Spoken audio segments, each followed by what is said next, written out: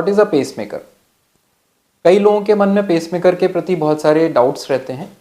तो एक तो नेचुरल पेसमेकर होता है जो कि हमारे हार्ट के अंदर सिचुएटेड रहता है। हार्ट पंप को रेगुलरली मेंटेन करने के लिए, इसकी गति बनाए रखने के लिए जो नेचुरल पेसमेकर होता है वो कंटिन्यूसली 24/7 बेसिस पर वर्क करता रहता है।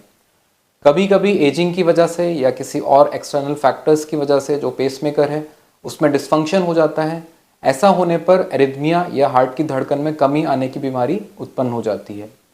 कभी कभी इसकी वजह से आंखों के सामने अंधेरा आ सकता है, बेहोशी आ सकती है, या यदि ये स्थिति बनी रहे तो दौरा भी आ सकता है और इवन मरीज की जान भी जा सकती है। इस तरह के पेसमेकर डिस्फंक्शंस का जो ट्रीटमेंट है ये हम एक्सटर्नल पेसमेकर लगाकर करते हैं। यूजुअली प्रोसीजर करने से पहले मरीज को एक टेम्परेरी पेसमेकर इंसर्ट कर दिया जाता है।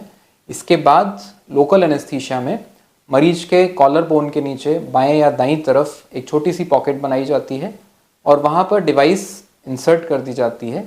यहीं से होल करके जो वेन्स होती हैं उनके थ्रू रास्ता बनाकर जो हार्ट के चैम्बर्स होते हैं उनमें लीड्स इंसर्ट कर दी जाती हैं।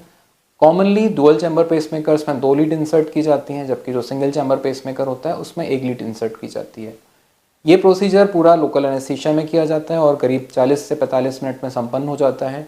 Most of the times patients को अगले दिन डिस्चार्ज कर दिया जाता है और वुंड हील हो जाने के बाद जो मरीज की दिनचर्या है वो पहले की तरह सामान्य रूप से चलती रहती है।